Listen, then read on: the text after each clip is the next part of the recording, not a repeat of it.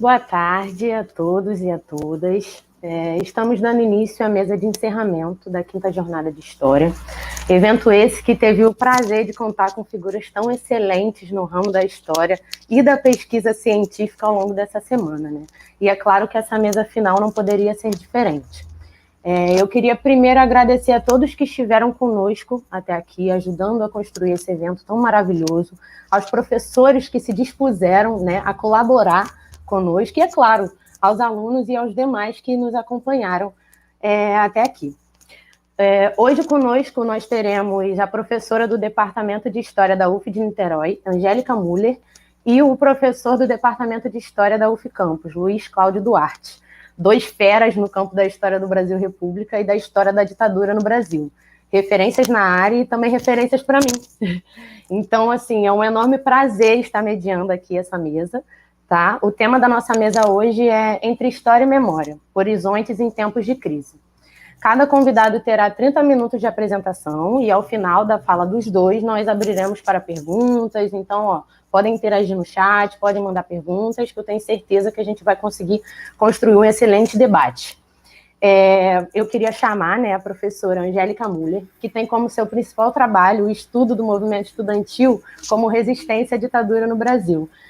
Pesquisadora associada do Centro de História Contemporânea da Universidade Panthéon-Sorbonne, em Paris.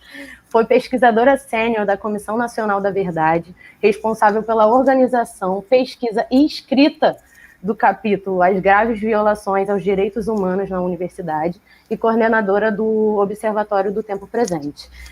Hoje sua fala será sobre o dever de memória, a partir da lei, né, construindo um caminho a partir da lei da anistia até a instalação da Comissão Nacional da Verdade.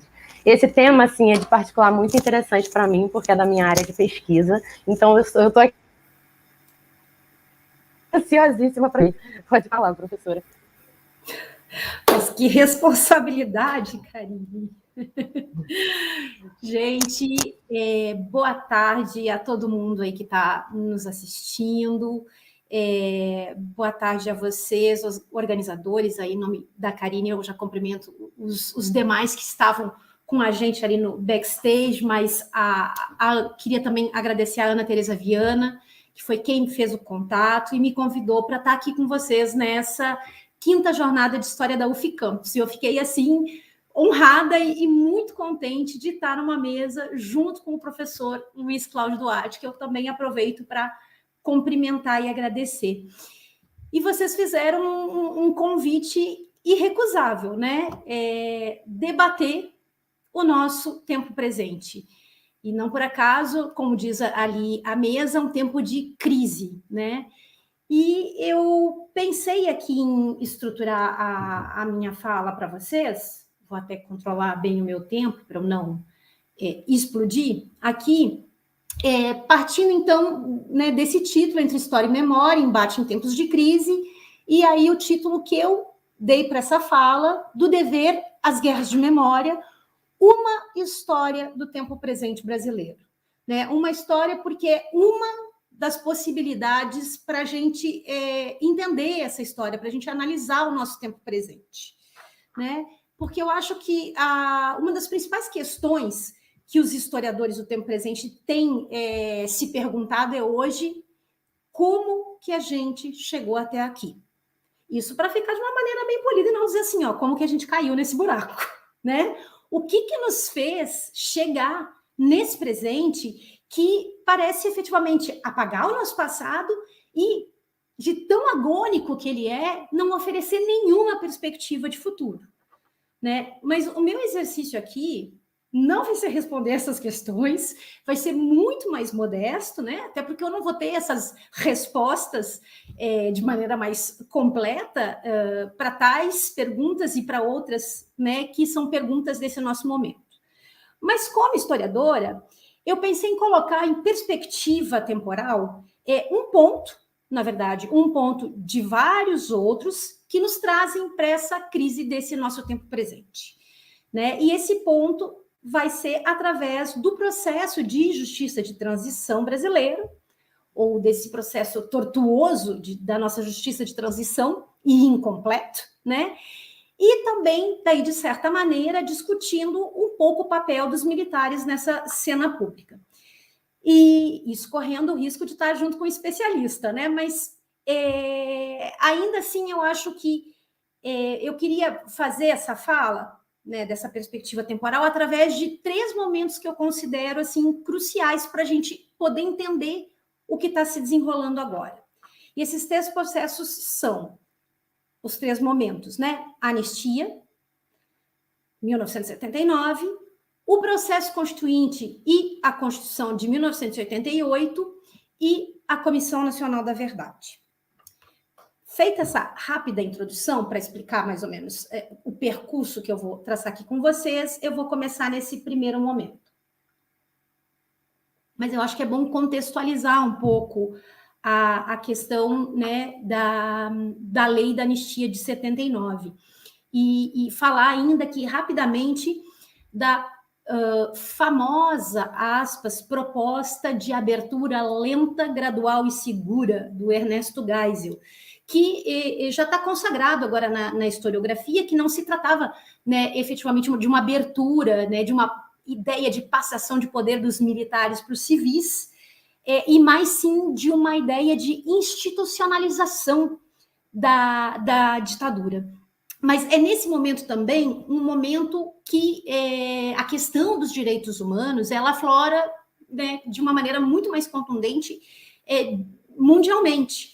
Quer dizer, já vinha dos anos 60 a questão, por exemplo, do tribunal do Bertrand Russell, né, que começou lá com a questão do Vietnã, que o Sartre desempenhou um papel importante e outros intelectuais, mas é ali em 74, 76 que se instala o Tribunal Russell II, né, que foi um local muito forte para as denúncias das ditaduras latino-americanas, né? E teve uma questão ali de produzir e influenciar no ordenamento jurídico internacional.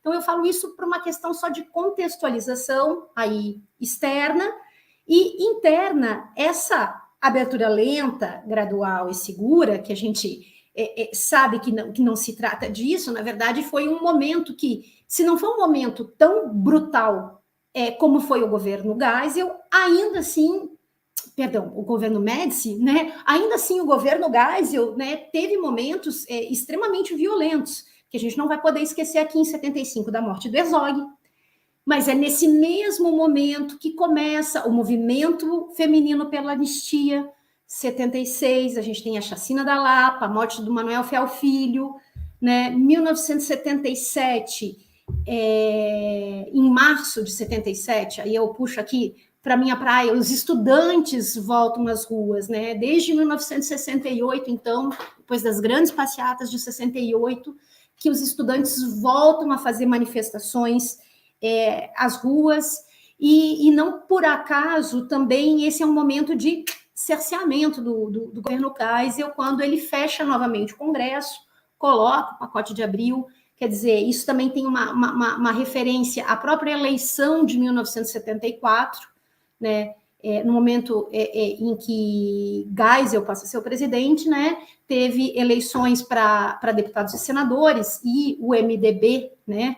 A oposição consentida, se a gente pode chamar assim, elegeu, teve uma expressiva votação, e neste pacote de abril teve uma série de imposições da limitação de propaganda eleitoral na TV, os tais dos senadores biônicos, enfim, isso aí para garantir para a Arena uma maioria parlamentar.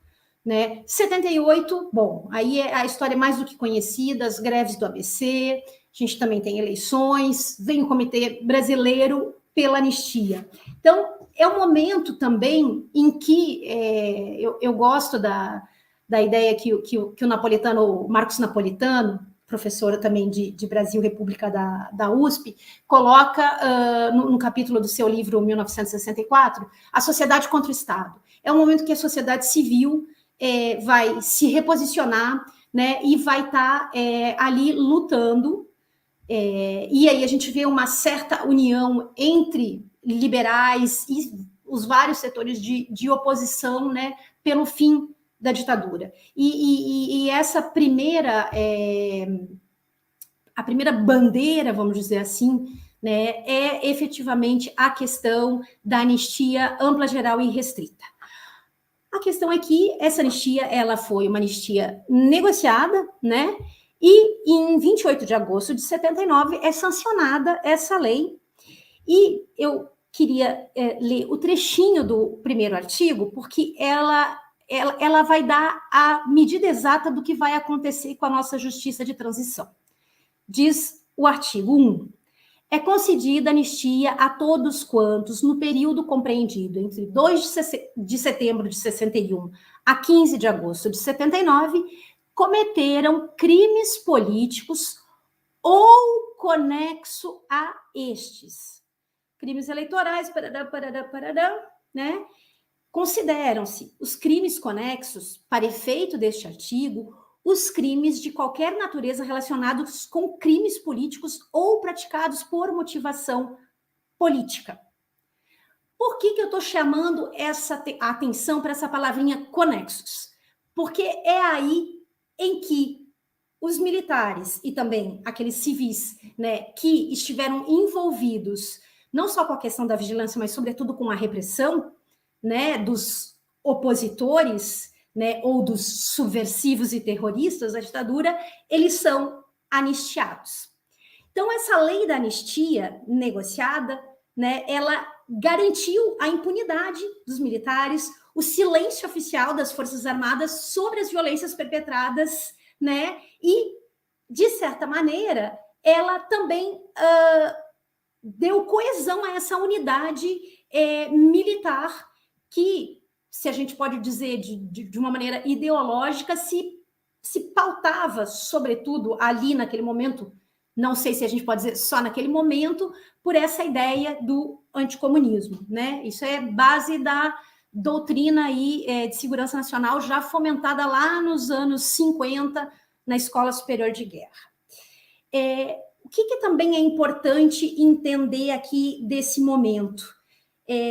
Alguns historiadores, como Carlos Fico, Daniel Arão Reis, o próprio Marcos Napolitano, que eu já citei aqui, eles vão mostrar que esse momento da anistia também foi um momento de cristalização, né, dos atores, né, oposicionistas e dos próprios militares. Segundo o Fico, ele fala que foi cristalizada, então, essa figura do jovem herói romântico ao qual não restavam opções, né? E que esse embate foi protagonizado pelos militantes das ações armadas, né? E, por outro lado, os militares envolvidos com a repressão. Então, é quase a teoria dos dois demônios, os jovens heróicos, né, românticos, revolucionários, né, que tinham seus ideais, foram combater contra a ditadura e só restou, né, aos governos militares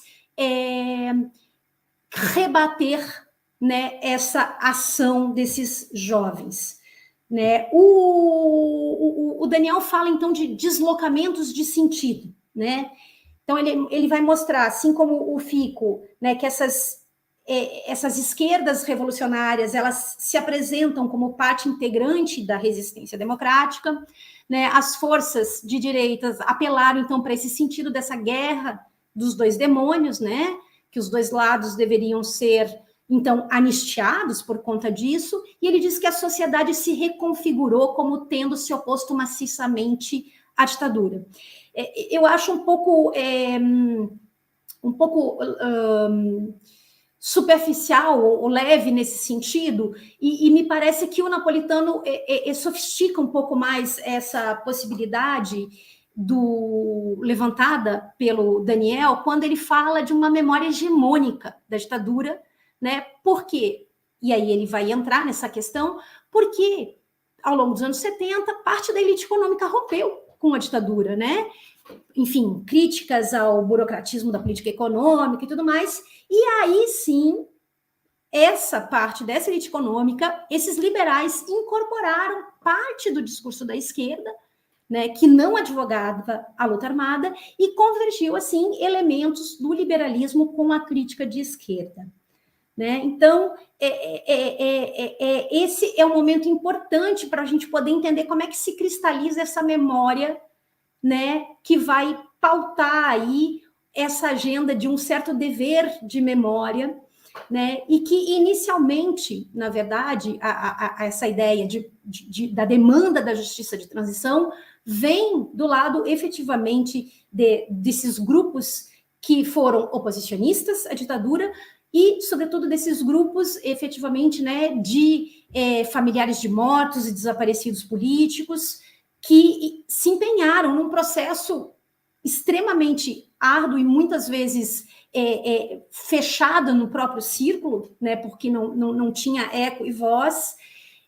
Enfim, teve o Brasil Nunca Mais, iniciativa do Dom Paulo Evaristo Arnes e de outras pessoas, né, para estar, vamos dizer assim, colocando os crimes da ditadura, expondo os crimes da ditadura, mas são ações bem locais, vamos dizer assim, bem fechadas, né, num sentido de largo senso para a sociedade.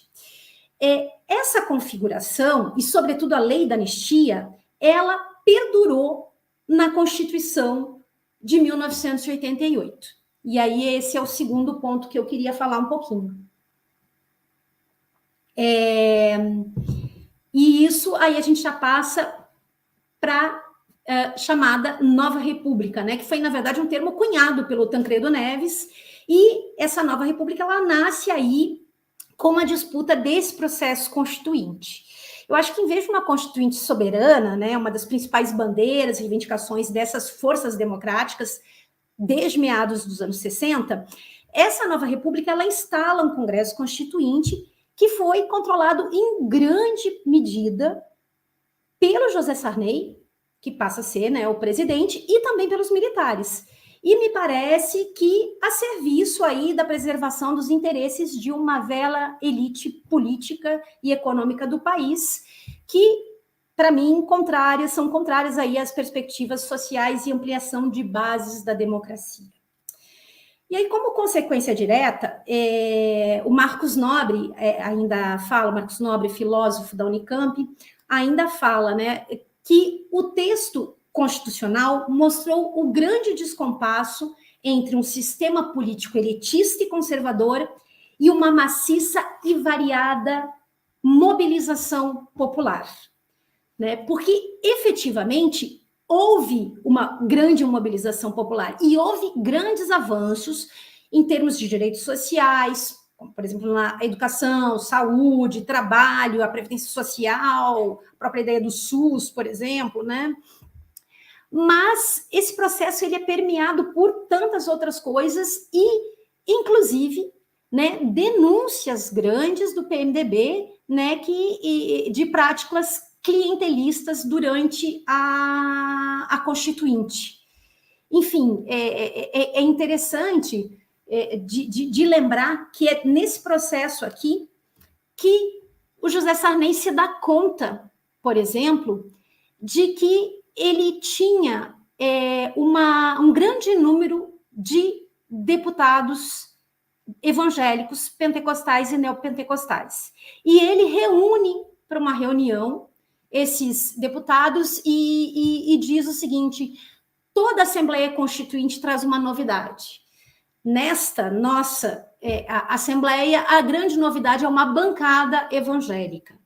Não por acaso, durante esse processo, né, vários deputados representantes, né, do que hoje a gente consagra como bancada evangélica, receberam concessões de rádio, de televisão, nesse processo aqui da Constituição. Então, eu falei ainda, olha, não estou negando os avanços, nem a mobilização popular que foi, né, efetivamente aconteceu. Mas é nesse momento também que se cria o tal do famoso centrão, ou ainda a figura, né, lembrando a leitura aí do Marcos Nobre, do imobilismo em movimento, né?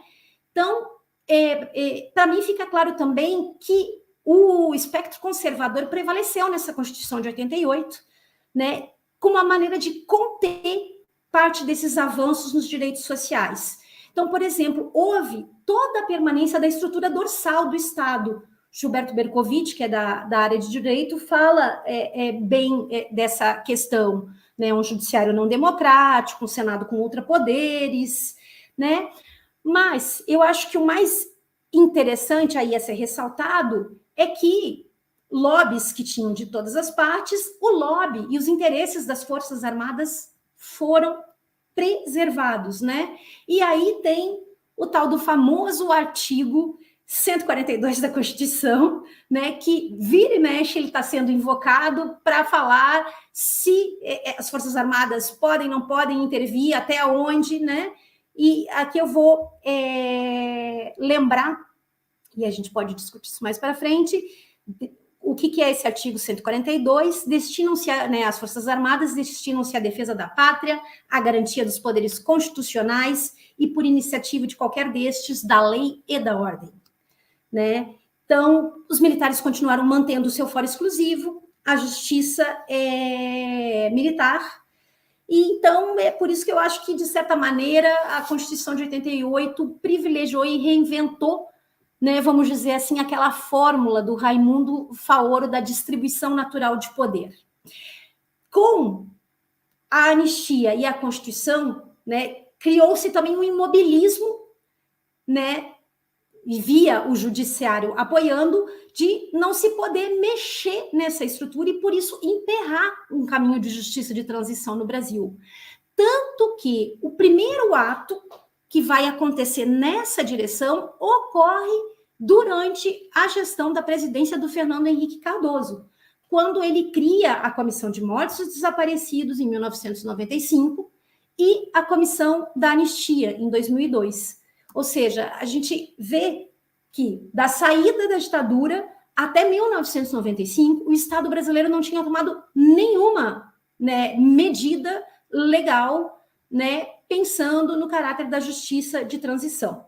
Essas duas medidas, ambas, elas objetivavam a reparação moral e econômica das vítimas. E aí, saltando algumas dessas, vamos dizer assim, etapas, né, da justiça de transição, que é a questão, óbvio, da justiça, da verdade, da memória e da reparação. A gente salta lá para o final para a reparação, né? E aí, essa foi uma maneira que o governo do Fernando Henrique manteve, né, a intenção original da lei da anistia, que foi desenhada lá pelos militares.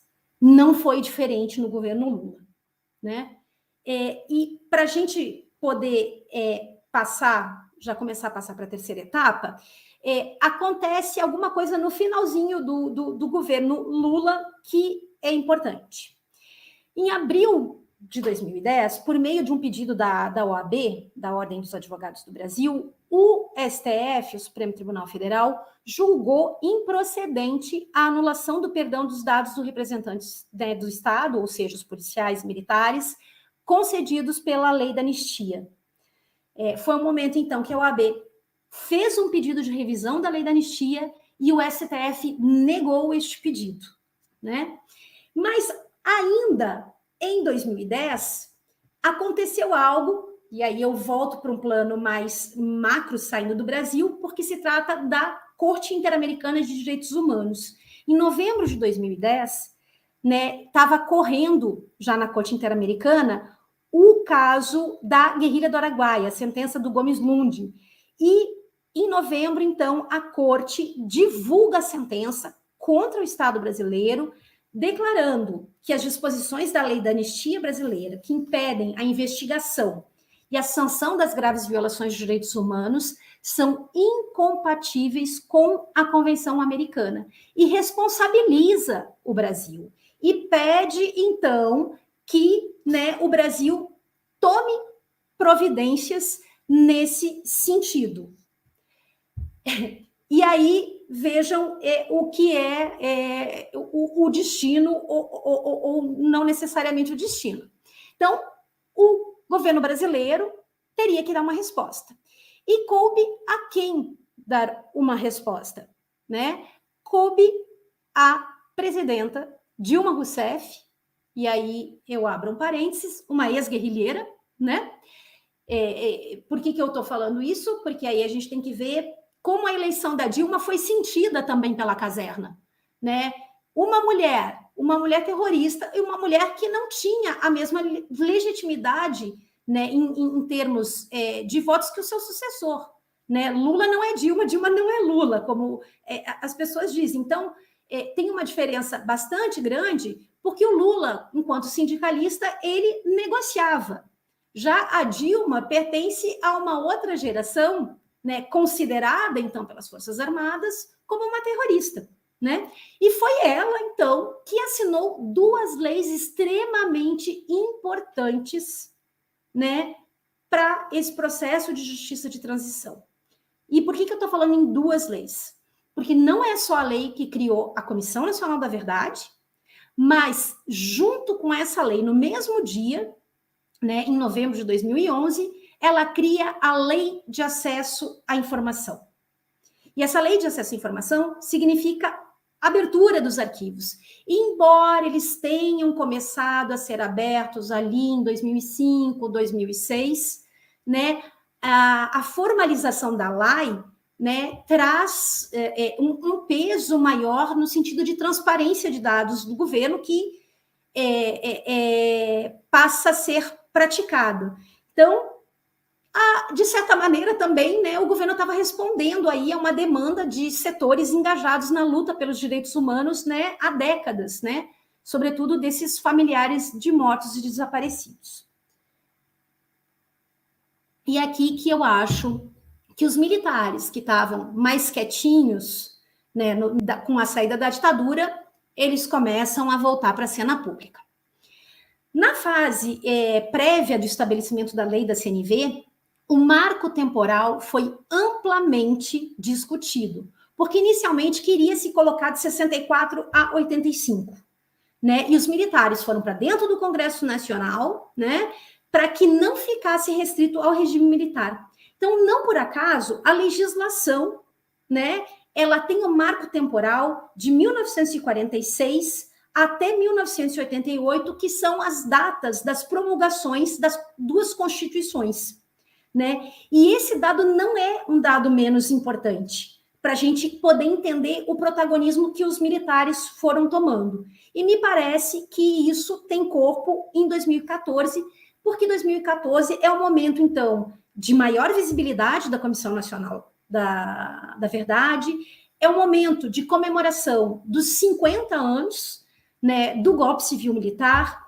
e, para mim, como uma historiadora que analiso o meu tempo, foi um momento em que nunca na sociedade brasileira se falou tanto e tão abertamente de ditadura militar, até então. Né? A CNV, as ações que a CNV fazia, elas passavam direto em TV, em horário nobre, em jornais. É claro que a gente vai lembrar 2013, teve, né, no meio das jornadas de junho de 2013, teve aquele meia-culpa da Globo, né? Erramos quando apoiamos a ditadura, e não por acaso, em 2014, a Globo faz uma grande cobertura de todas as ações da CNV.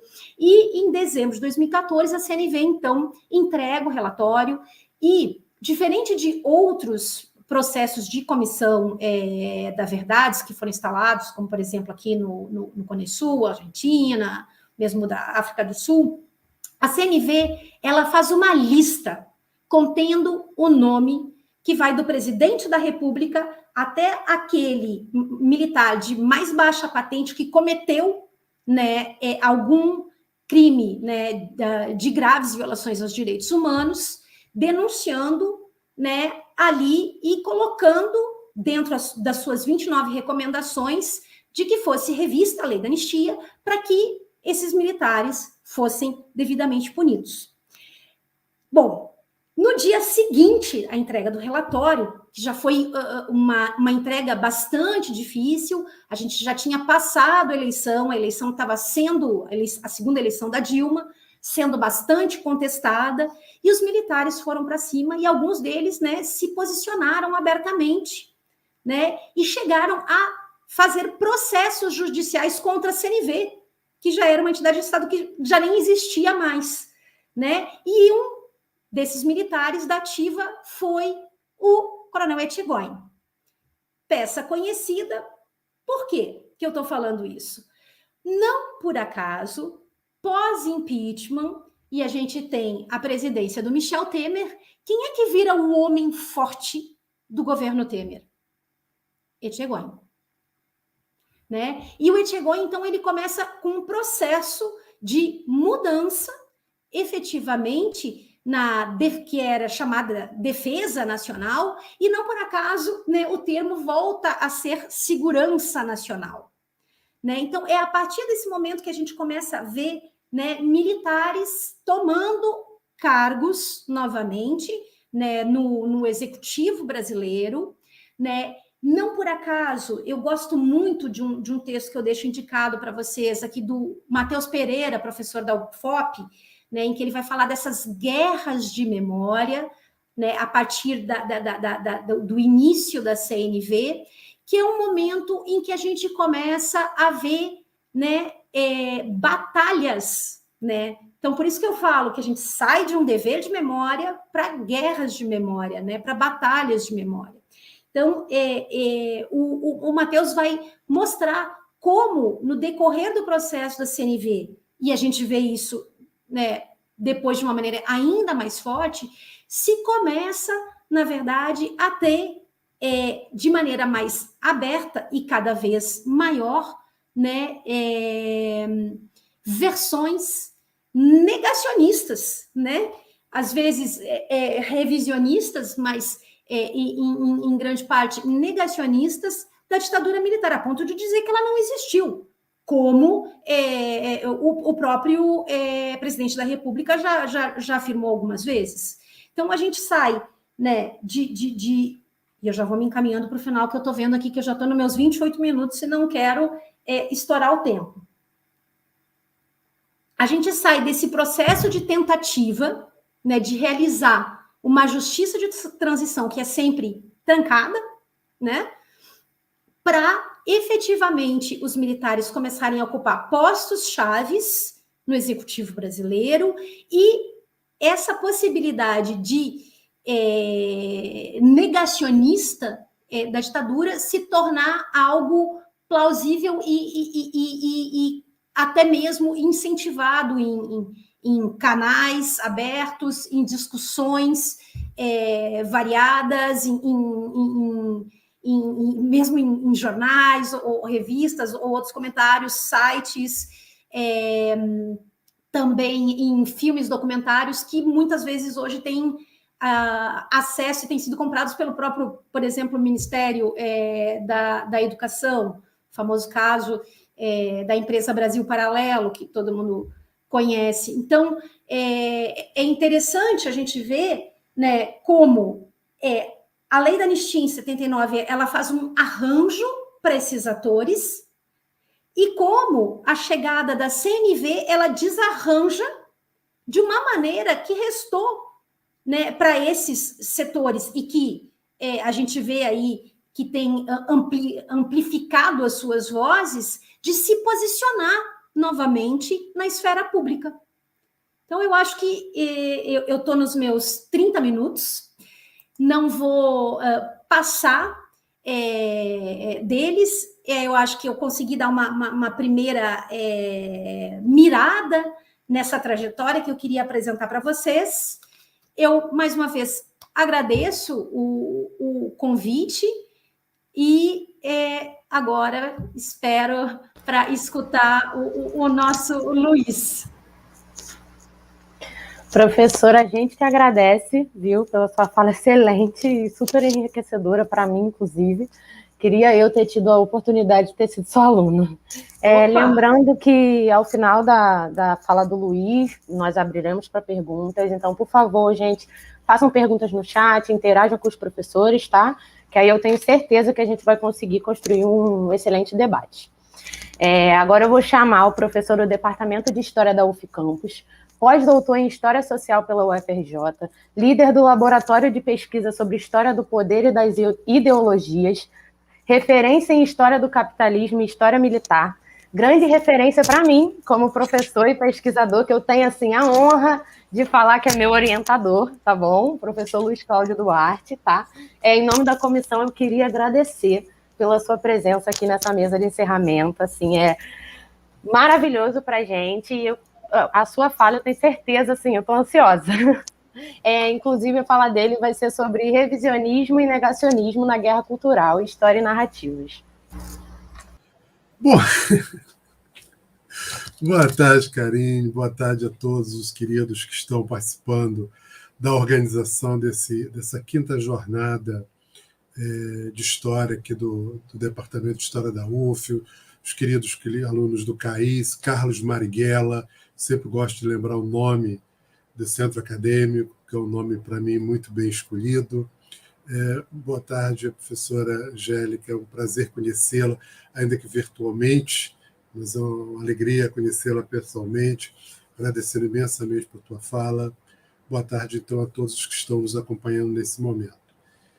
Meus queridos, a fala da professora Angélica me colocou numa sinuca de bico, porque eu tinha preparado uma conversa com vocês, tentando chamar mais uma discussão mais teórica sobre essa relação, sobre a questão do revisionismo, do negacismo e da história, o que seria uma enorme ousadia e um risco muito grande da minha parte, visto que eu não sou professor da área de teoria da história e de ensino de história. Eu tenho me dedicado algum tempinho mais a tentar trabalhar e entender um pouco mais sobre os militares na história do Brasil, especialmente na história recente do Brasil, né? O meu doutorado foi sobre a Escola Superior de Guerra, no período 1989-2006, e o pós-doc sobre a GLO, sobre as ações de garantia de lei da ordem entre 2006 e 2016. Então, eu tenho tentado entender um pouco mais essa questão dos militares na vida política brasileira. E eu falei, mas essa discussão sobre memória, revisionismo, isso é uma questão muito importante. Talvez tenhamos que chamar atenção para algumas dimensões teóricas envolvidas nisso aí, que são importantes, de referências da filosofia ocidental, e aí eu vejo muito problema das ligações entre o revisionismo, o negacismo e o pós-modernismo, o culturalismo. Eu vou tentar falar um pouco sobre isso, mas aí, ouvindo a Angélica, eu acho que eu vou correr o risco de, largando... Eu tinha preparado um texto, eu preparei um texto para isso e tal.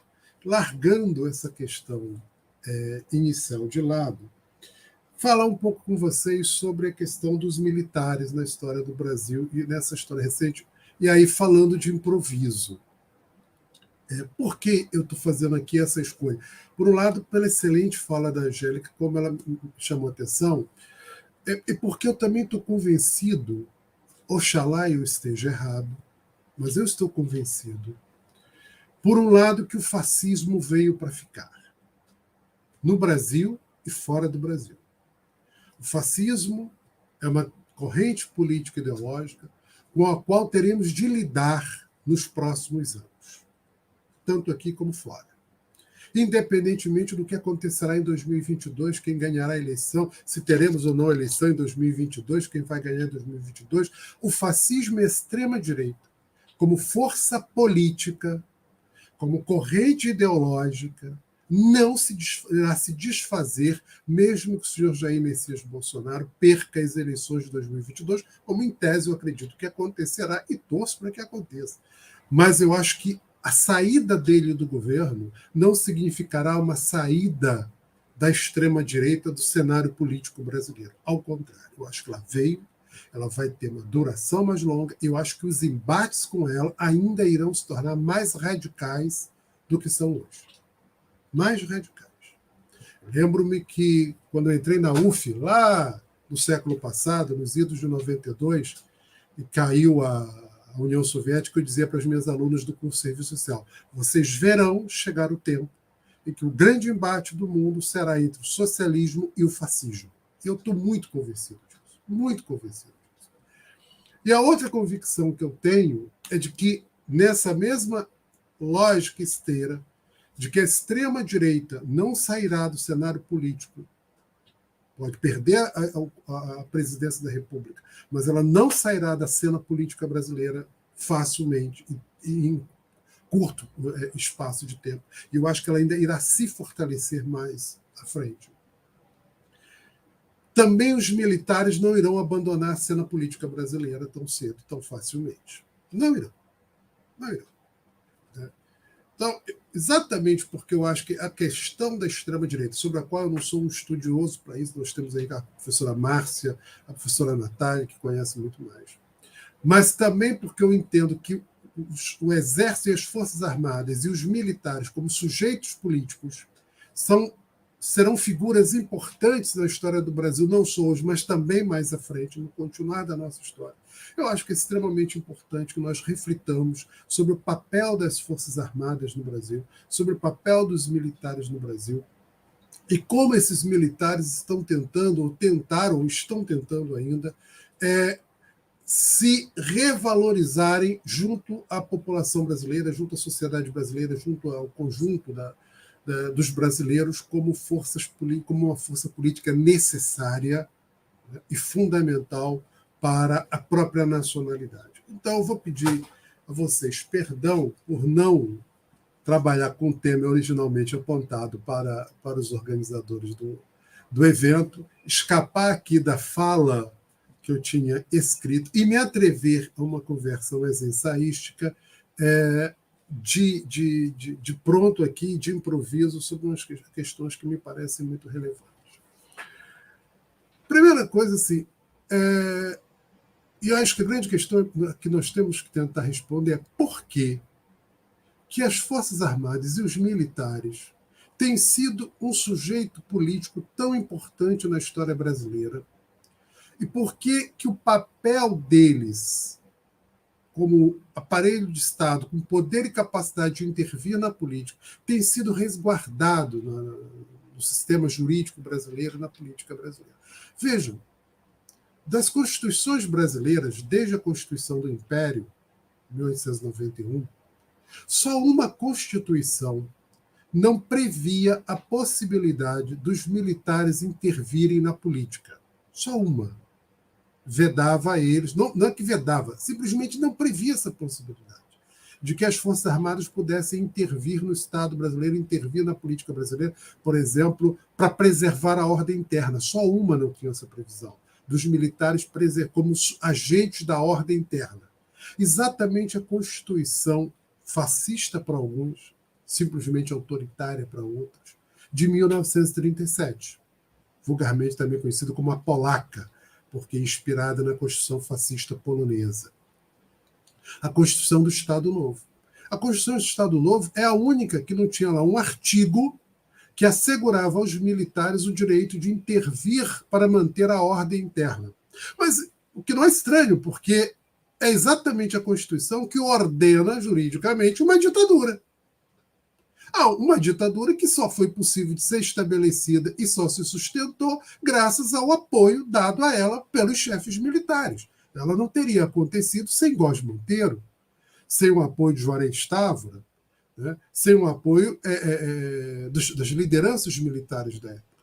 E, portanto, uma ditadura que não precisava do exército para manter a ordem interna, porque seu aparelho repressivo policial comandado pelo Philip Miller já era perfeitamente capaz de fazer isso. E o fez, com uma repressão deslavada.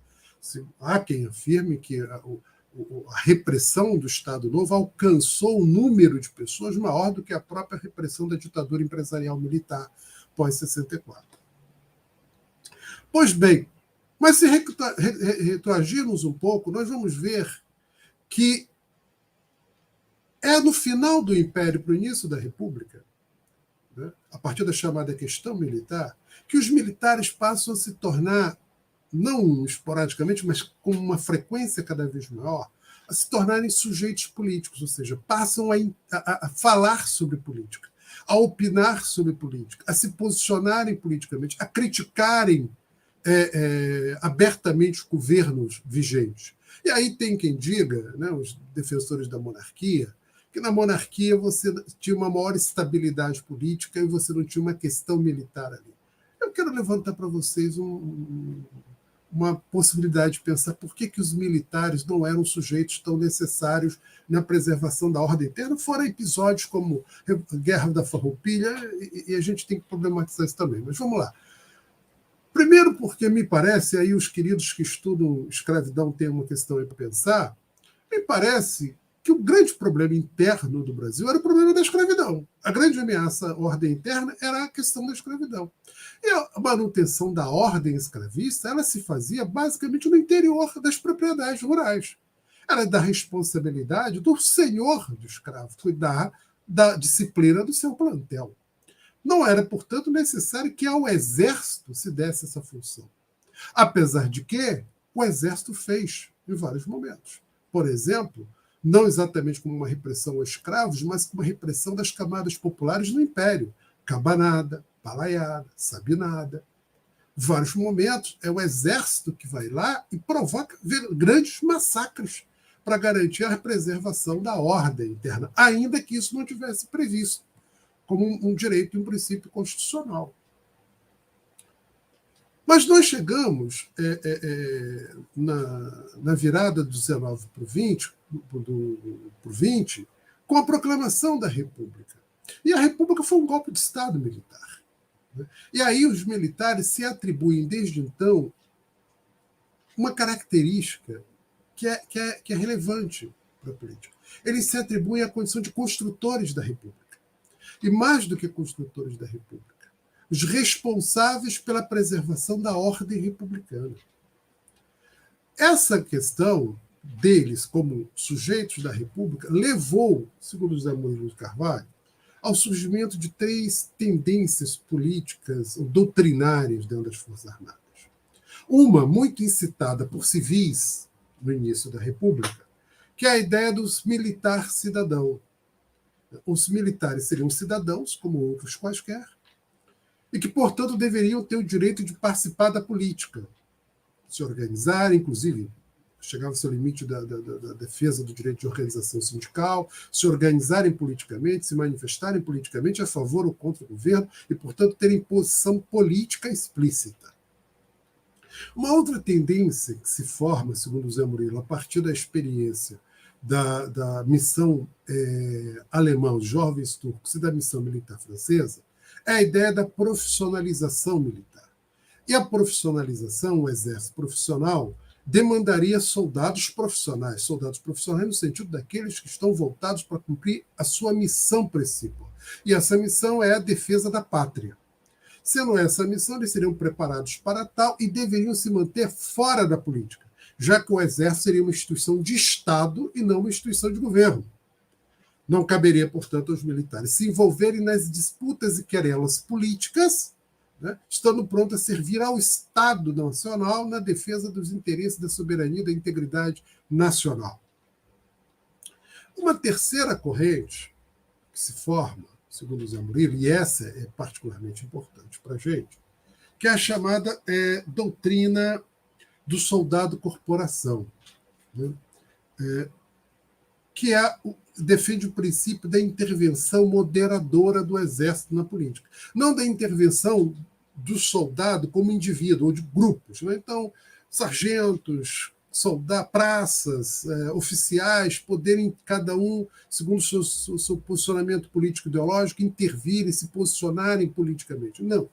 A intervenção que tem que ter, defendida pelo Bertold Kring e por outros, e a grande expressão disso será o Góes Monteiro, o general Góes Monteiro, principal figura militar do período aí do Estado Novo, que vai defender o princípio de que o necessário não seria ter a política no Exército, isso não seria desejável, mas seria desejável ter a política do Exército.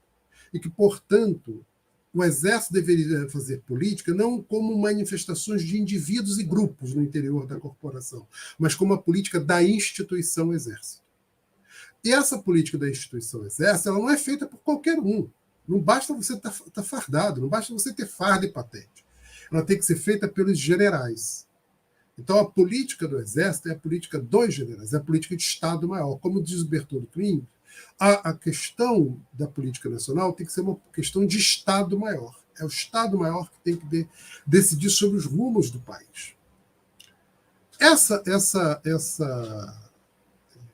tese do soldado-corporação do Exército como um poder moderador da República, já que o poder moderador é um poder do Império que não existia mais, né? Então, esses militares passam a atribuir ao Exército essa condição de poder moderador nos conflitos políticos, porque a política demanda, implica, na natureza da política, a divergência, o conflito, as querelas.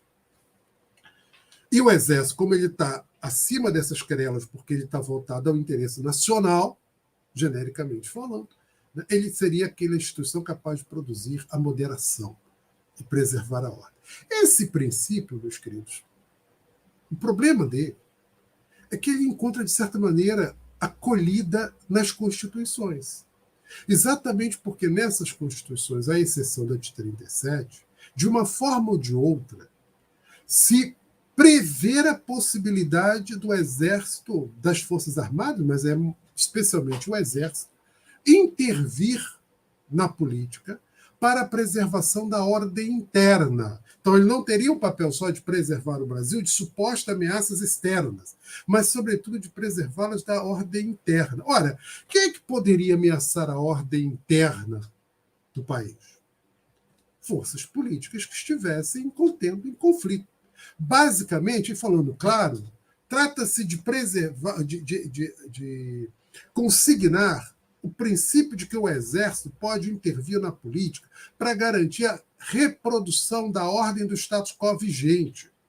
Contra quem? Contra quem se sinta atingido, prejudicado ou explorado nessa ordem vigente. É, portanto, desde o início, o estabelecimento na Constituição das Constituições da República de que o Exército tem o direito e o dever de intervir para preservar a ordem.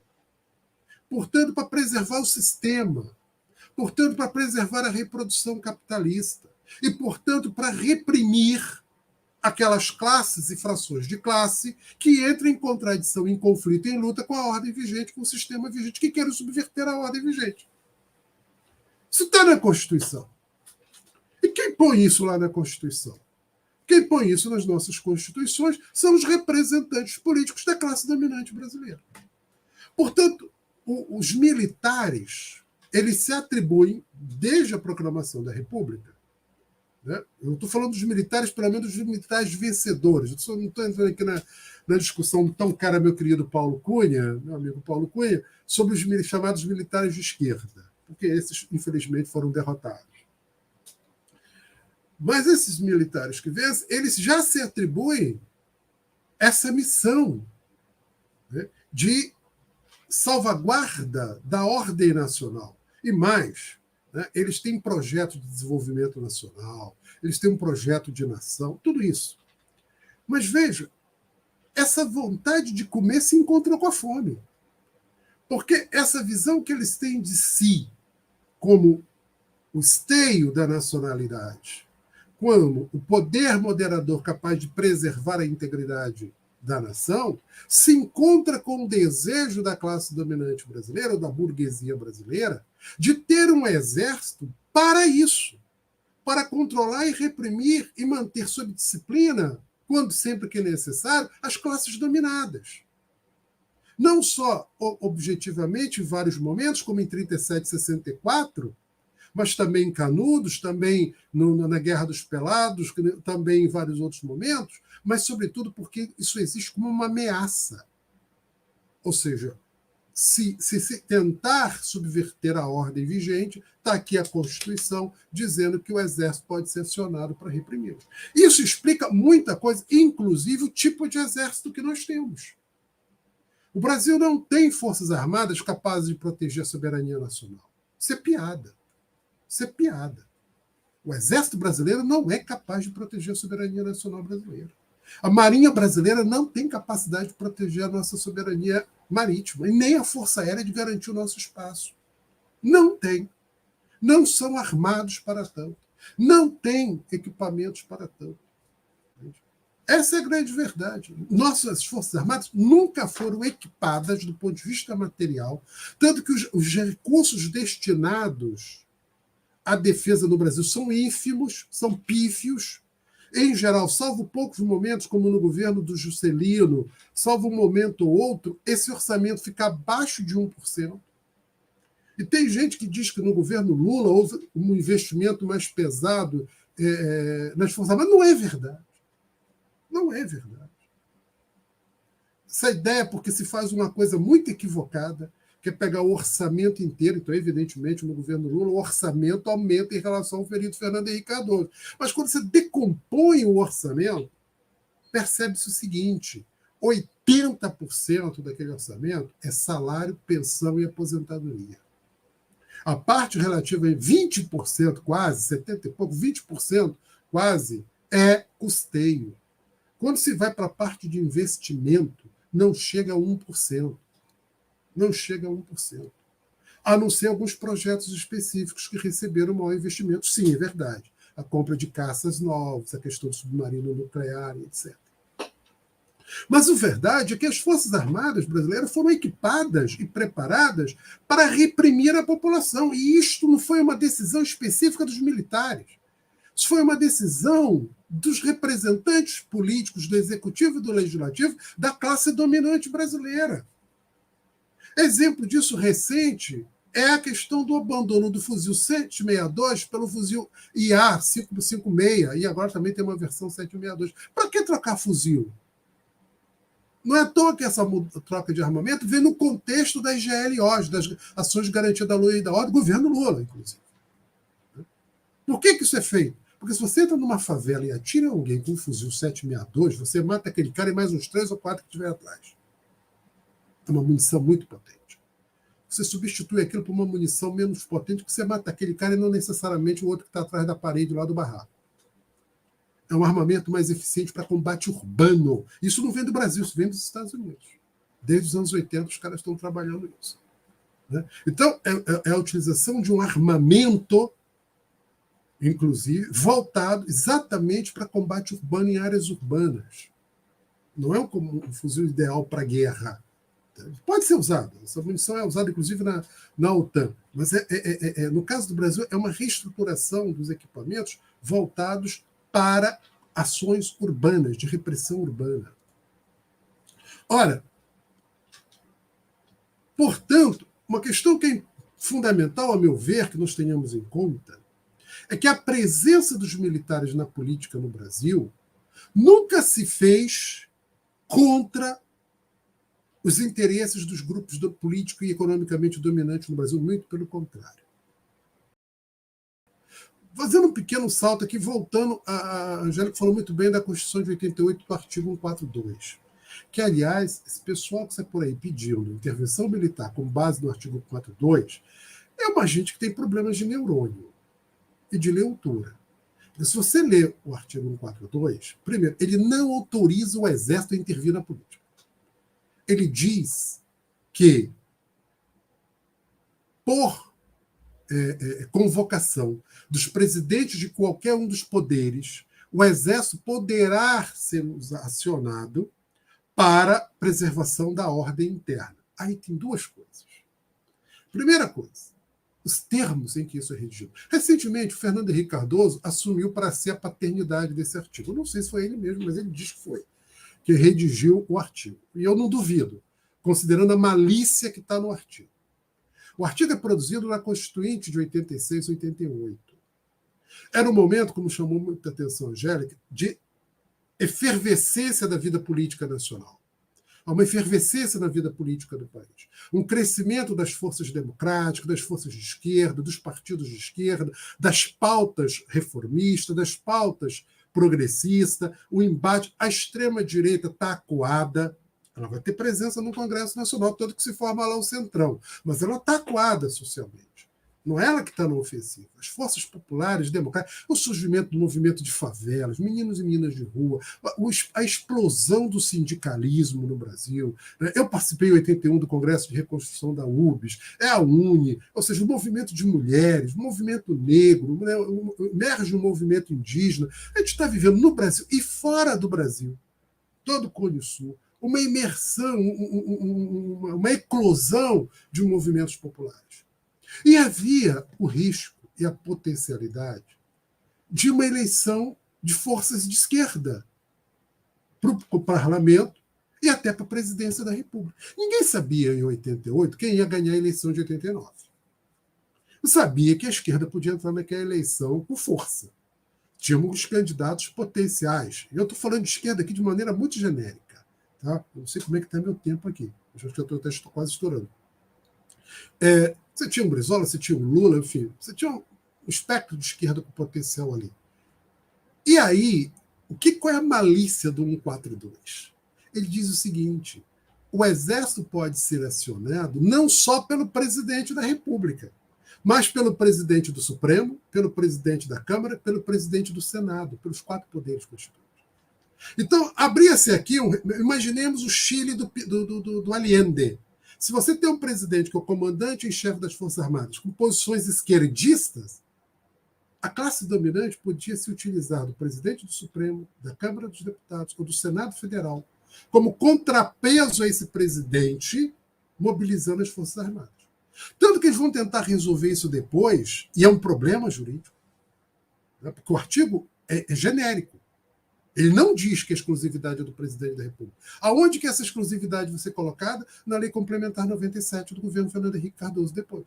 Mas é uma lei infraconstitucional, não é a Constituição. Isso permite polêmica e debate sobre essa história, né?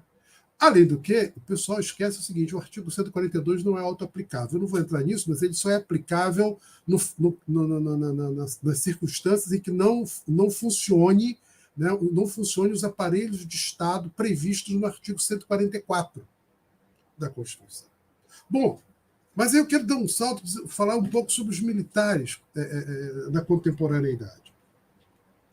Então, por um lado, eu acho que tem isso. Nós temos que ver que as intervenções militares na política no Brasil sempre se deram, e o direito político, a legitimidade política de que os militares possam intervir para preservar a ordem, ela existe porque ela interessa à classe dominante brasileira e, portanto, interessa a seus representantes políticos. Por isso é que a legislação não proíbe. E por isso também nós não tivemos aqui, né, num país que tem as contradições internas que tem, as tensões que tem, e uma burguesia composta nos termos em que fala o Florestan Fernandes, nós não tivemos aqui uma ação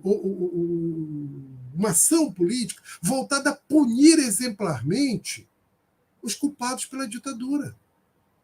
Daí a anistia que se teve, porque essa classe dominante ela quis, num certo momento, tirar os militares do centro do aparelho de Estado, do núcleo do aparelho de Estado, mas ela, em momento algum, quis desfazer a sua possibilidade de se utilizar do Exército como mecanismo de repressão contra o povo ou de ameaça contra o povo e contra possíveis manifestações populares e sociais. Essa é a questão, que me parece. E só para ir finalizando, esse retorno dos militares à política, eu tenho discutido muito isso com meu amigo Paulo Cunha e com a minha amiga Alinha Tasso, que é uma estudiosa do assunto. Existe o que eu tenho chamado de uma geração magoada de militares, que é o Heleno, que é o Etchegói, em menor escala, mas é o Heleno, é o pessoal que está aí no governo Bolsonaro, que eram todos, com exceção do Heleno, que já era coronel, general de divisão, se não me engano, de brigada, eram todos cadetes quando a ditadura terminou. Cadetes, tenentes, no máximo capitães, quando a ditadura chega ali ao final do governo Figueiredo. Essa é uma geração de militares que não se beneficiou da ditadura, que não ganhou dinheiro com a ditadura, porque a geração anterior ganhou dinheiro, foram parar em cargos públicos. O Gás virou presidente da Petrobras, depois foi parar numa outra subsidiária da Petrobras. Esse pessoal, o Cordeiro de Faria vai trabalhar numa empresa em Pernambuco. Esse pessoal se deu bem durante a ditadura. Essa geração, eu chamo de geração magoada, ela não se deu bem na ditadura. E ela vai ter que aguentar depois todo o escracho que vem com o fim do regime. E é sobre eles que vai cair a pecha de vocês foram torturadores, apesar de que eles não foram diretamente, porque eles eram jovens, muitos eram alunos quando no auge da repressão. Mas sobre eles vão carregar a pecha da tortura, do desaparecimento, do assassinato, de todos os aspectos negativos do regime, sem terem se beneficiado do regime. E isto é algo que hoje eles estão, a meu ver, buscando compensar. Não é à toa que eles estão com tantos cargos dentro do governo e ganhando tão bem como ganham. E conseguiram agora do Supremo Tribunal Federal o reconhecimento que o salário de militar não se soma com o salário, com a FG, com a gratificação pela função pública que estão exercendo no momento, para efeito de pagamento de imposto de renda. Isso não para efeito de pagamento de imposto de renda, não. Para efeito de vigência da lei de limitação do salário. E eles acabam. Hoje você tem general aí do governo ganhando 60 e poucos mil reais por mês. Se não me engano, o presidente atual da Petrobras ganha mais de 200 mil. Muito acima do salário de um ministro do Supremo Tribunal Federal, que seria o teto constitucional. E essa burla é feita com a conivência do Supremo Tribunal Federal. E venhamos e convenhamos, não conta com o meu apoio para ser defendido. Ora, essa geração, portanto, ela começa a trabalhar já no final da ditadura, e aí vai acompanhar o Clube Militar e os debates dentro do Clube Militar. Acompanhem a revista da Aeronáutica, do Clube da Aeronáutica. Antes da Dilma, já lá com Lula, esse pessoal está fazendo todo esse discurso da volta da esquerda, da ameaça da esquerda, né? E aí, só para finalizar com a nossa temática, eu imagino, por favor, Karine, me avise se eu estiver extrapolando já demais. A ideia do negacismo, que é a negação de que foi golpe em 64, a negação que foi ditadura. Então, perguntam, cadê o ditador? Se não teve o ditador, como é que tem ditadura? Teve ditador, o ditador era o exército. Entendeu? É uma ditadura institucional, né? Que nomeou 5 representantes seus para exercício do poder executivo. Né? Mas é o revisionismo da ideia de ditadura, é o revisionismo sobre golpe, sobre a noção de golpe, porque golpe é uma coisa ilegal, inconstitucional, criminosa. Né? É a negação da repressão em termos de morte, execuções, etc. É a ideia dos 2 demônios, como chamou a atenção a Angélica, que não é uma ideia originária do Brasil, é uma ideia utilizada para tentar igualar Hitler e Stalin. Isso é trazido aqui para o Brasil. Né? Então, basicamente, agora, essa negação se afirma num princípio epistemológico que eu acho muito importante, que é o que eu tinha pensado inicialmente discutir com vocês, que é o seguinte: isso só é possível quando você põe em xeque a ideia de ciência e de verdade. Quando você nega que a história é uma ciência e que a história é um conjunto de saberes cientificamente produzidos com base no método científico. Um saber que é capaz que expressa o real, que expressa o movimento do real, que representa em termos ideais um processo real. E, portanto, que é um conhecimento verdadeiro, ainda que parcial, ainda que limitado, ainda que temporário, que sempre tem que ser revisado, que sempre tem que ser atualizado, que sempre tem que ser negado para evoluir. Mas é um conhecimento que é capaz de nos dar conta de fenômenos reais, concretos, possíveis de serem demonstrados empiricamente. Então, é ou não é possível demonstrar empiricamente que houve um golpe de Estado em 64? Essa é a questão. O 64 é um fato histórico, nesse sentido, é algo que a história, ao afirmar que é um golpe, está afirmando uma verdade científica, ou é apenas uma narrativa? Se a história se reduz a uma condição de narrativa, de discurso, então, meus queridos, qualquer discurso é válido. Qualquer narrativa é válida. A narrativa que diz que foi golpe é a narrativa que diz que não foi golpe. O coronel Jamal Passarinho, não foi um golpe, foi uma contra-revolução preventiva. Atenção, não confundo isso com as posições do professor Renato Lemos, que fala em contra-revolução preventiva, mas diz que o golpe foi golpe mesmo. É outra coisa. Tá?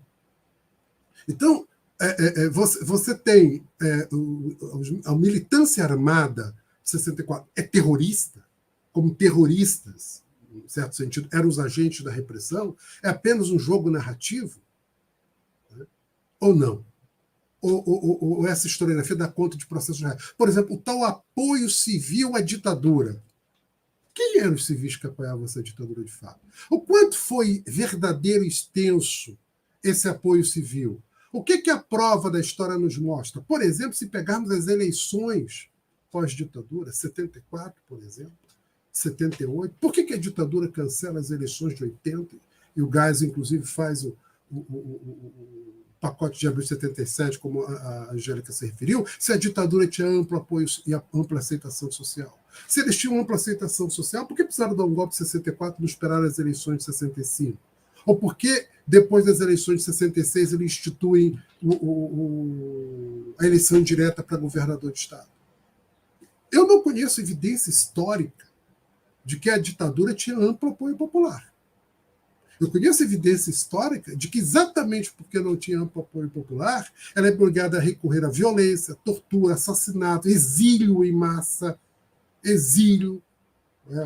demissões de funcionários públicos, inclusive dentro das Forças Armadas, foi a categoria mais atingida pelos IPMs e pelas expulsões do serviço público. Uma série de casuísmos eleitorais são montados para tentar garantir a vitória da Arena, ao extremo do senador Bione, que é a Angélica que fez referência. Ou seja, aonde que o discurso histórico encontra aderência na realidade? Se o discurso histórico é capaz de me expressar o real, eu posso estar diante de um discurso científico, ainda que parcial, ainda que em movimento. Então eu não posso dizer que a história é só narrativa. A narrativa é um elemento da história, mas não é o elemento principal. Mas se eu entendo a história como pura narrativa, ou que a narrativa é o central, que a narrativa é o central, então a ideia de verdade histórica está desfeita, e se a ideia de verdade histórica está desfeita, a ideia de ciência está desfeita, a partir daí, o que os historiadores dizem sobre 64, sobre a ditadura, e o que o Rodrigo Constantino diz sobre a ditadura e sobre o Brasil, tem o mesmo valor. O que está no livro do Marcos Napolitano, citado pela Angélica, e o que está lá no História Politicamente Incorreta, acaba adquirindo o mesmo valor. Vira uma guerra de narrativas. Eu não combato a ideia de guerra de narrativas com outra narrativa. Eu tenho que combater a guerra de narrativas com ciência, afirmando a cientificidade de determinado discurso histórico. E eu só faço isso quando eu consigo apresentar demonstração, comprovação empírica para o meu discurso histórico. Bom, eu acredito que eu já tenho ultrapassado de muito o meu tempo, peço perdão, mas o desejo e a provocação trazida aí de tentar falar um pouco dessa coisa da atualidade dos militares na política, muito bem colocado pela Angélica, o desejo de falar porque eu acho que, como diz o Rubens Barra, a gente faz a história do passado a partir do presente mesmo, para tentar dar conta de problemas do presente. E eu acho que nós temos aí um problema do presente que vai ser ainda por um tempo, problemas do futuro para nós, precisamos estudar e pensar sobre eles. Agradeço imensamente o convite, a paciência de vocês por me ouvir, peço perdão por ter mudado no momento o tema da fala, enfim, e espero aí que possa ajudar com as perguntas, com as respostas também. Bom, Luiz, a gente que agradece, né? Eu, por mim, ficaria te ouvindo a noite inteira. Mas, mais uma vez, eu queria agradecer a presença dos dois, tá? É uma honra poder ouvi-los. Ter essa possibilidade é o que nos impulsiona a seguir em frente nesse caminho que é ser pesquisadora e ser professora, principalmente em tempos tão incertos que estamos vivendo, né? Tem algumas perguntas aqui, aí a gente pode fazer, né, por bloco de 3, pode ser? Sim. Tá, tem a primeira pergunta aqui, seria para os dois, que o Arthur Pereira Chagas gostaria que falasse mais sobre a questão da ditadura militar e a memória. Hoje temos vários monumentos que carregam o nome de militares que participam da ditadura. O Edmilson perguntou para a professora Angélica, assim como a bancada evangélica, a bancada da bala também surgiu na transição democrática? Já vi alguns líderes dessa bancada negando que houve a ditadura. E para o professor Luiz, como o senhor vê o apoio popular ao Exército com as pessoas sonhando em integrar as Forças Armadas brasileiras? E se o senhor enxerga isso como um dos pilares para o Exército se ver como um poder moderador para o país?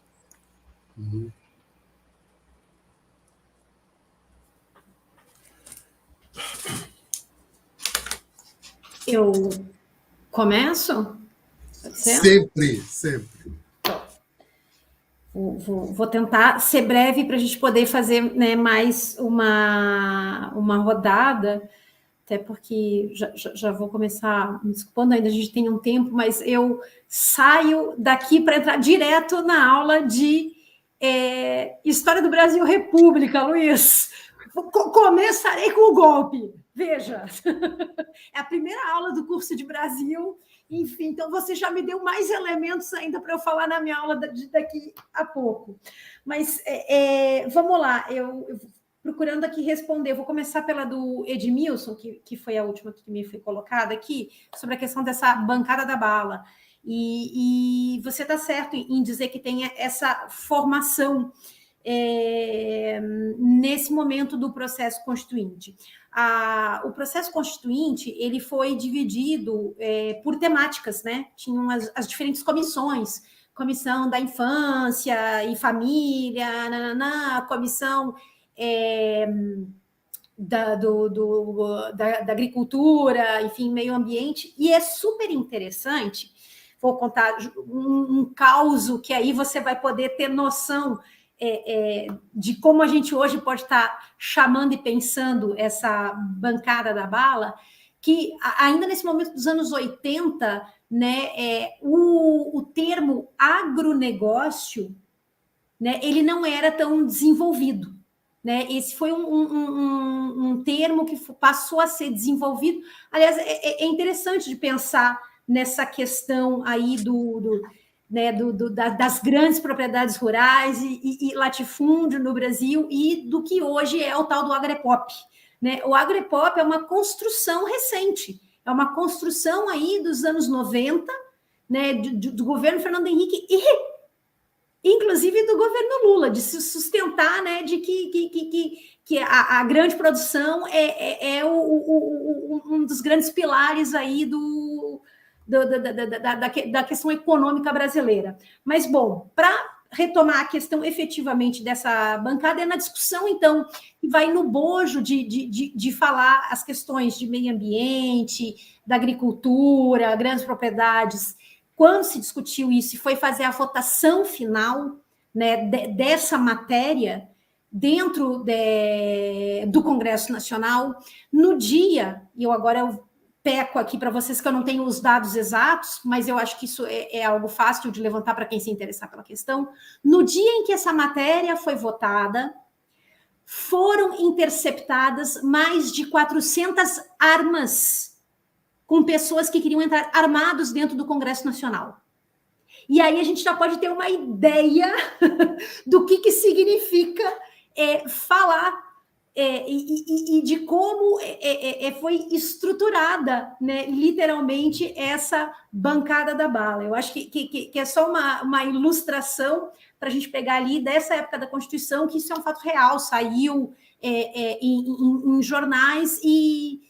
Eu não conheço na história, até porque eu não tenho um conhecimento assim tão grande, né, de história agrária, mas eu vi esse dado num trabalho da geografia, que pesquisava justamente essa questão de demarcações de territórios no processo da Constituinte. Então, fica essa dica para quem quiser saber um pouco mais dessa formação dessa bancada da bala.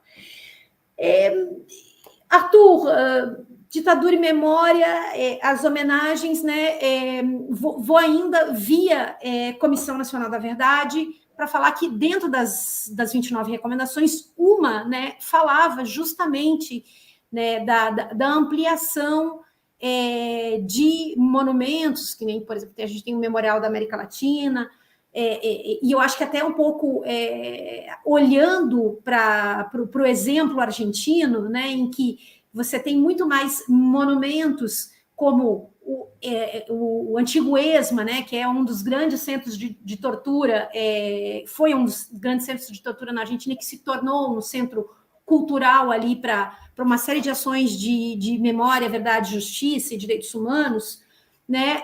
No relatório da CNV também se previa isso, e dentre outros, essas mudanças de logradouros, pontes, que em alguns casos aconteceu. Brasília tem um caso interessante, que uma das pontes que liga, né, uma das asas ao lago, eu acho que é a parte sul, tem uma ponte que era não me lembro se era Médici ou Costa e Silva, e ela passou a ser Onestino Guimarães. Ora, Onestino Guimarães o Luiz já abre um sorriso.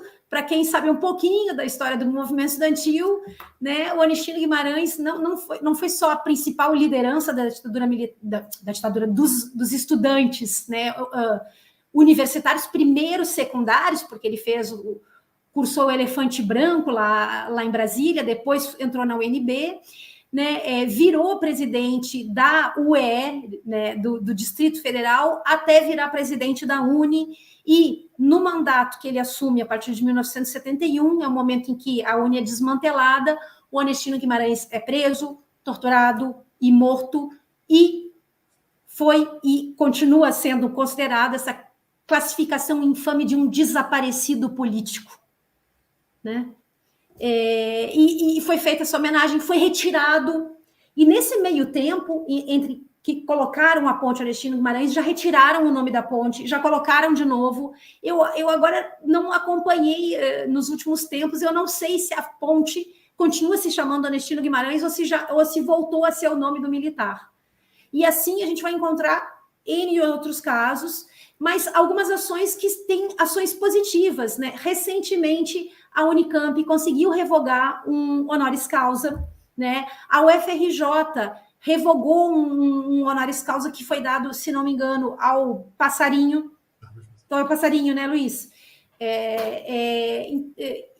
Por unanimidade, a Unicamp tinha tentado fazer isso no processo lá de 2014, que a comissão local estava ativa, e ela perdeu por conta de um voto, não conseguiram mudar, e agora, então, eles conseguiram revogar um honoris causa.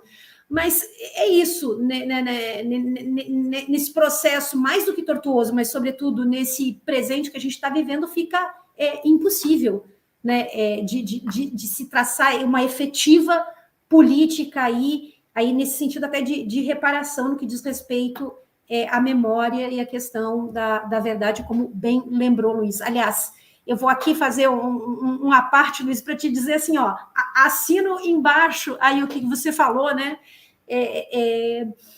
Por um lado, Luiz, acho que está sendo bom justamente se tem uma coisa positiva desse contexto tão terrível e tenebroso, né, é que a gente na comunidade de historiadores está voltando a falar em fato e fato histórico, e verdade.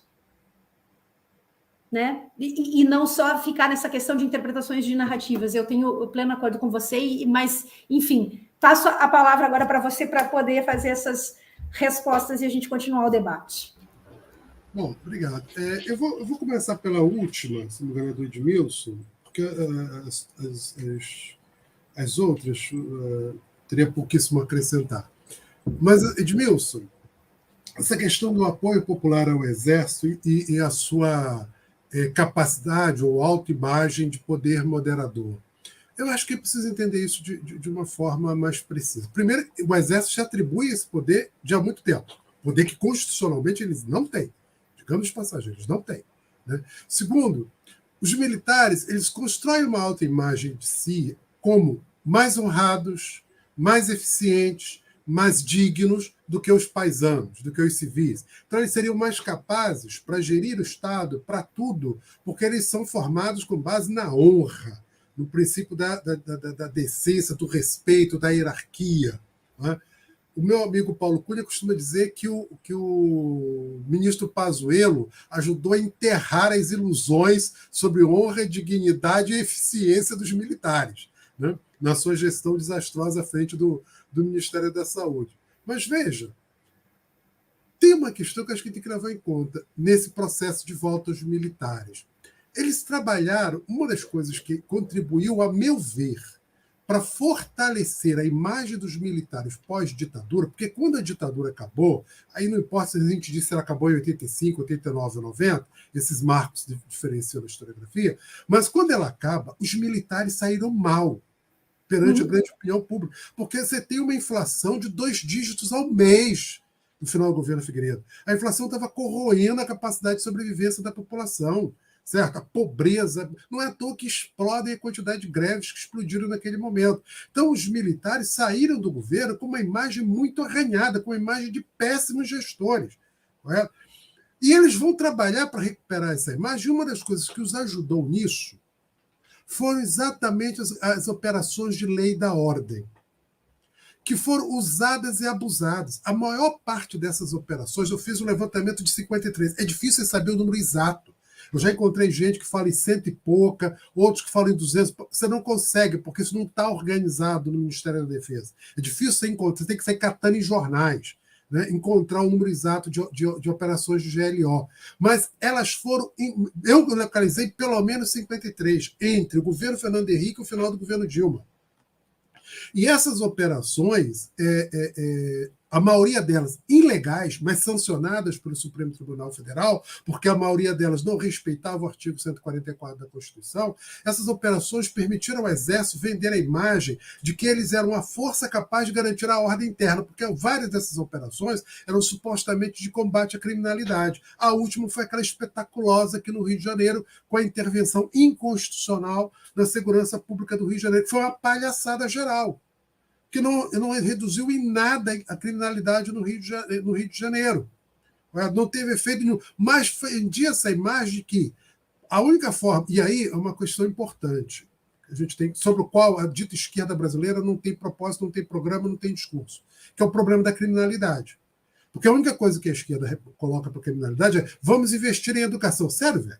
Se coloca no lugar de uma balconista de supermercado que está saindo de casa às 4 horas da manhã, para no ponto do ônibus para esperar o busão, e vem o moleque, o cara, e leva o celular dela, que ela está pagando com sacrifício, e que ela precisa do celular, o celular dela é levado. Você acha que ela vai esperar que um projeto de educação de 20 anos vai resolver o problema educacional como solução para a criminalidade que ela está vivendo no dia a dia? Quem vive a criminalidade no dia a dia nesse país é pobre. Não são os ricos. A burguesia anda de helicóptero, quando muito em carro blindado. A alta classe média está trancada em condomínios muito bem seguros e anda de carro. Quem enfrenta a criminalidade nas favelas, no ponto de ônibus, no metrô, na rua, são os pobres. Não é à toa que a população pobre é o proletariado que clama desesperadamente por segurança pública. E o Estado, ao invés de lhe dar segurança, lhe dá milícia, lhe dá violência institucionalizada. Aí vem o Exército, vem os caras e dizem: olha, o Exército pode garantir a ordem, o Exército pode acabar com a bagunça, o Exército não é corrupto como a polícia. A gente sabe o que as GLOs mostraram. Mas os militares não são corruptos como a polícia, não vão cometer os abusos da polícia. Cometeram todos e muito mais.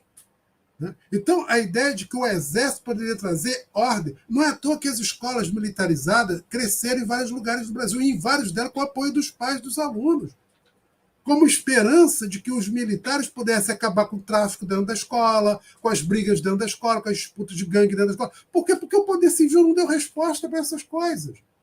Porque as forças políticas não deram resposta para essas questões. Não estou dizendo que a resposta é a militarização. O que eu estou dizendo é, à medida em que o poder civil não deu resposta, e não está conseguindo dar resposta a essas questões, isso abre espaço para o discurso da extrema-direita que o caminho é a militarização.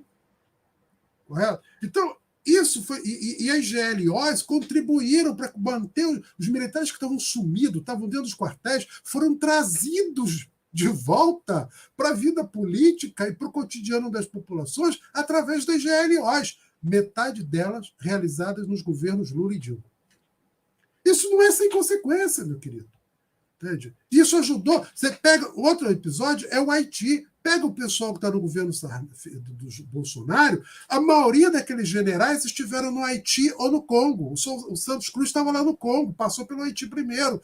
O Haiti, a intervenção do Haiti é onde o Haiti serviu de laboratório para várias operações GLO no Brasil. Haiti é governo Lula. Ora, não é sem consequência que você faz um negócio desses. Você está dando para os caras que já se acham os honrados, os dignos, os competentes e os guardiões da nacionalidade, o prestígio que eles precisavam. Eles estavam de escanteio, eles foram recuperados. Entende? Então foi o poder civil que deu esse prestígio de novo para os militares e ajudaram a fortalecer esse imaginário popular de que os militares nos trarão o fim da baderna. Porque, cara, o pobre que está nas periferias do Rio de Janeiro, esse país está uma baderna. Está um caos. Ele não pode confiar na polícia, ele é achacado pelo bandido, ele é ameaçado pelo traficante, ele é ameaçado pela milícia. Aí dizem para ele, o exército vai trazer a ordem. Ele quer paz, ele quer segurança. Entenda isso. Porque a segurança é uma demanda hoje muito forte dos mais pobres, porque eles são os mais atingidos pela violência urbana. Então, tem essa questão. Em relação à questão da bancada da bala, aqui eu não vou entrar nessa polêmica, senão eu vou levar pancada de todos os lados, porque eu sou um adversário fervoroso do tal Estatuto Rede Globo do desarmamento. Agora, a tal bancada da bala é uma organização de bandidos. Aquilo ali ali tem expressões do pior da política brasileira. Não merece nenhum respeito e consideração. Ainda que eu entenda que o tal... Não é à toa que uma das organizações políticas que defendeu esse Estatuto do Desarmamento e o Lula burlou a vontade popular do referendo de 2003, uma das organizações, o Viva Rio, é uma das que está envolvida no Rio de Janeiro hoje com a privatização da saúde pública. Com a privatização da saúde pública. Então, há de se ter cuidado. Mas esse pessoal realmente não presta. Arthur, tem tudo isso que a Angelina falou. O Rio de Janeiro, por exemplo, a ponte Rio-Niterói, que se chamava Ponte General Costa e Silva, o segundo dos ditadores, atualmente chama-se Ponte João Goulart, presidente João Goulart. Isso foi se eu estiver enganado, por favor, Angélica me corrija, mas acho que mudaram o nome da ponte e ela se chama Ponte Presidente João Goulart. E algumas mudanças têm acontecido, mas muito pouco. Não só isso, aqui em Campos tem uma avenida chamada Avenida Alberto Torres. Alberto Torres era um defensor de concepções eugenistas, correto? Então, assim, tem escola em Campos chamada General Dutra, tem escola chamada Costa e Silva, tem escola chamada Presidente Médici. Os historiadores precisam, talvez, botar essas questões. Mas mais grave do que isso, é o sistema de ensino. Eu não sei se vocês sabem, mas no início do governo Figueiredo, durante o governo Sarney, no início do governo Figueiredo, o homem responsável por acompanhar o sistema de ensino do Exército Brasileiro era o ex-capitão e, à época, coronel Wilson Machado. Os mais jovens não vão se lembrar, mas eu sou um homem velho, eu tenho memória. Eu já estou naquela fase de quem pode contar a memória. Não, mas isso está nos jornais, está nos anais da história. O capitão Wilson Machado era o capitão envolvido numa tentativa de atentado lá no Rio Centro, em que morreu o sargento Rosário, Guilherme do Rosário, e ele saiu ferido. É o capitão do atentado do Rio Centro. Este homem foi colocado, ele não foi punido, ele foi promovido. Ele chegou a tenente-coronel, né, e ele era responsável por acompanhar o sistema de ensino do Exército. No Brasil tem uma excrescência chamada colégio militar, e governo civil nenhum mexeu nisso. Isso é um absurdo. Uma criança começa a ser militarizada aos 8 anos de idade. No Brasil, o sistema de ensino dos militares não passa pelo MEC. Eles têm uma rede própria, um sistema próprio de controle de ensino. E não se mexeu nem no governo Sarney, nem nos governos Fernando Henrique, nem no Lula, nem na Dilma.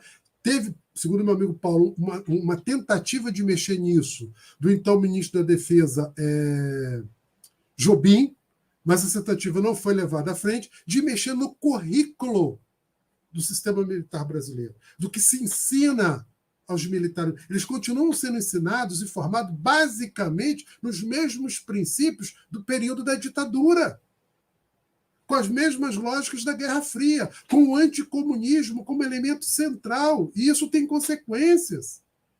A questão do anticomunismo tem consequências. Correto? Então, isso está ali presente no sistema de formação deles. E mais, o sistema de formação do Exército é replicado nas polícias militares, que são constitucionalmente um braço do Exército. É replicado. Então, a Polícia Militar do Rio de Janeiro ela é doutrinada com base em princípios que são da doutrina do Exército dos anos 60. É de estranhar que os caras entram na favela, entram matando primeiro e perguntando depois? Que compreendam o pobre, o favelado como inimigo, que o conceito de inimigo interno na prática continue funcionando? Mas que governo civil mexeu nisso? Nenhum. Isto é extremamente grave. E aí, só uma última palavra sobre a questão dos evangélicos, da bancada evangélica. Meu querido, aí está um vespeiro central. Então, o vespeiro é fundamental. Porque nesse campo do neopentecostalismo está uma das bases do revisionismo e do negacionismo. Né? É dentro das igrejas neopentecostais que se faz hoje um discurso ultraconservador e mesmo reacionário sobre o modelo de família, sobre o modelo de sociedade, sobre o papel da mulher na sociedade, sobretudo, e esse conservadorismo e esse reacionarismo dos grupos evangélicos que garantem uma bancada forte, capaz, inclusive, de pressionar sobre o sistema educacional, né, é a base eleitoral da extrema-direita. Por isso que eu lhes digo, a extrema-direita não vai desaparecer em 2022. Ela pode perder a eleição em 2022, mas ela continuará sendo uma força política importante, desde a direita, digamos, mais civilizada, à extrema-direita mais fascista. E um dos pilares disso é exatamente o crescimento do neopentecostalismo no Brasil, e que ataca a história. É uma das bases da ideia do projeto de escola sem partido. Né? E que cresce, sabe por quê também? Porque o professor de biologia, em sala de aula, foge da discussão sobre a evolução e faz conciliação com o criacionismo. Porque o professor de história, muitas vezes, foge dessa discussão sobre a história da antiguidade, sobre a história dos hebreus, sobre o mito do Mar Vermelho se abrindo, sobre a origem do homem, né, sobre a origem histórica e biológica do homem, e concilia com o criacionismo, em nome de um suposto culturalismo, de um suposto respeito às diferentes identidades, blá, blá, blá, blá, blá, blá, blá, blá, blá. Ou seja, recua do enfrentamento da ciência. E, ao fazê-lo, permite que os nossos jovens sejam capturados facilmente por esse tipo de discurso. E isso tem consequência política. Não é só um problema ideológico, não é só um problema teórico, não é só um problema de crenças individuais. É que isso tem consequências políticas. Certo? Sobre o ordenamento. Porque esse pessoal vai disputar poder político. Isso vira voto. Isso vira poder de barganha dentro do Estado. Então, esse trabalho, só para finalizar, que o professor faz em sala de aula, muitas vezes, eu levei muito cacete quando dava aula no Estado, porque fazia esse tipo de enfrentamento, mas isso é importante. Se o historiador abrir mão de fazer esses enfrentamentos científicos e teóricos, a gente tem que entender que a luta pela ciência e a luta pela história é também uma luta política. A gente abre espaço para esse pessoal crescer. E começa a crescer nos Estados Unidos e chega ao Brasil. Né? Então, você começa a negar a validade. Aí, quando você nega a validade da ciência, você nega a validade da vacina do sarampo. Você nega a validade da vacina da Covid. Você começa, né, a afirmar a crença como o caminho por onde você vai. Você começa a contrapor a história à Bíblia. Aí, meu amigo, aí lascou. Entendeu? Então, é o que eu penso. Não sei se eu ajudei a responder, mas eu não vejo resposta. Bom, a gente tem mais 4 perguntas, mas eu sei que a professora Angélica ela tem aula, né, para dar agora. Então, a gente pode deixar para outro momento. Podemos encerrar. Se o professor Luiz quiser dizer algumas coisas, ficar aqui com a gente, podemos. Eu só tenho que ir para a academia, eu vou para a academia às 7h30 da noite. Então, até lá, porque eu tenho que fazer ginástica, atualmente tenho que fazer musculação depois da minha cirurgia, né? Então eu tenho que. Não posso faltar à academia. Sexta-feira à noite eu não estou sextando, gente. Eu estou mais. É vida tudo. Então, Karine, se você me permite, fico contente que, Luiz, você vai poder aí discutir um pouquinho mais. Eu adoraria ficar um pouco mais com vocês. Tem outras coisas que eu gostaria de falar. Quando eu falei de lei de acesso da informação, para chegar à questão, gente, Luiz, talvez você possa aí colocar, né, comparando a questão com a LGPD, a Lei Geral de Proteção de Dados, que está sendo usada agora pelo governo como uma forma de retirar a lei de acesso à informação, que é uma grande conquista. E isso tem a ver com o que o Luiz falou de fato, né, de fato histórico e com documentação. Né? Quer dizer, a gente está perigando com essa lei, e não por acaso agora a direção do Arquivo Nacional foi demitida, embora a gente vai ver eu acho mais por questões políticas internas aí, justamente para reposicionar essa LGPD, mas fica essa questão em alto, mas é algo que, para nós, historiadores, é muito caro e talvez possa ser algo para ser debatido aqui ainda. E eu peço, assim, 1000 desculpas, né? Mas obrigada, Caroline, obrigada, Farley. Ó, tem até aluno meu que veio aqui assistir, ó. Que maravilha. A jornada que agradece, viu, a sua presença. Sim, muito, muito obrigada por ter aceitado participar dessa mesa. Obrigada a você, Karine, a todos vocês da organização. Um abraço para todo mundo que veio Foi aqui um prazer. nos assistir. Tchau, tchau, gente. Uau. Tchau.